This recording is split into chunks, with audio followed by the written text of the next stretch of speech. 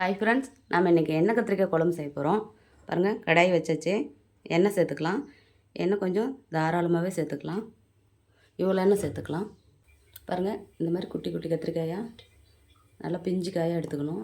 பாருங்கள், இந்த மாதிரி 4 நான் கட் பண்ணியிருக்கேன். இது சேர்த்துக்கலாம்.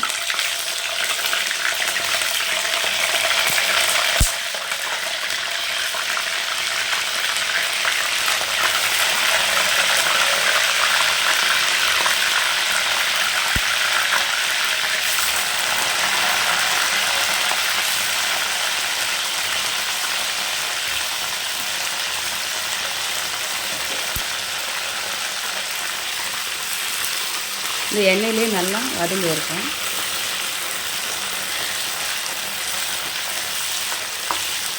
நல்லா இந்த எண்ணெயிலே வேகணும், எடுத்துடக்கூடாது.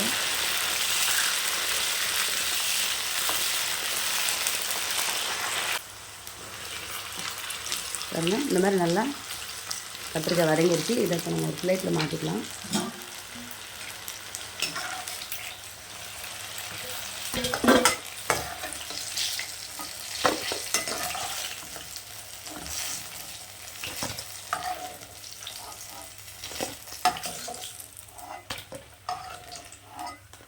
கடுகு உளுத்தம் பருப்பு சேர்த்துக்கலாம்.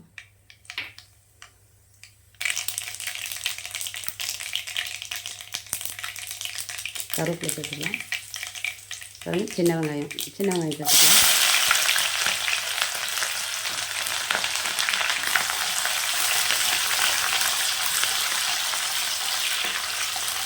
இப்போ கொஞ்சம் வெந்தயம் சேர்த்துக்கலாம். வெந்தயம் முன்னே சேர்த்துருக்கலாம். முன்னே சேர்த்தோம்னா ரொம்ப அப்படியே கரிஞ்சு போன மாதிரி ஆயிடுது. அதுக்காக தான் இப்போ சேர்த்துருக்கேன். பூண்டு பாருங்கள், இவ்வளோ பூண்டு நான் கட் பண்ணி வச்சுருக்கேன். இந்த பூண்டு சேர்த்துக்கலாம்.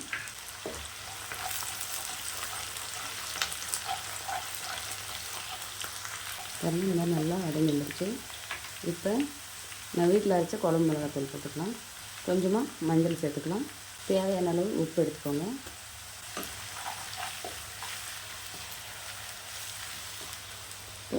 ரெண்டு தக்காளி, சின்ன சின்னதாக கட் பண்ண தக்காளி 2 சேர்த்துக்கலாம். பாருங்கள், இவ்வளோ புளி. இந்த புளியை நல்லா கரைச்சிட்டு வந்துடலாம். நல்லா பெரிய லெமனோடு பெருசாக இருக்கணும், அப்போ தான் நல்லாயிருக்கும். இதில் நம்ம இந்த புளி கரைசலை சேர்த்துக்கலாம். இது கூடவே இன்னும் கொஞ்சம் தண்ணி சேர்த்துக்கோங்க.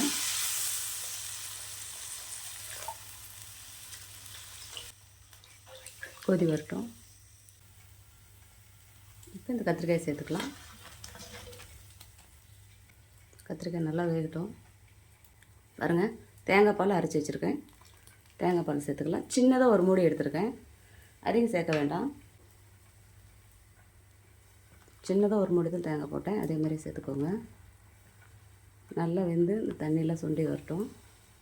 இதில் கொஞ்சமாக வரமிளகாத்தூள் போட்டுக்கலாம்.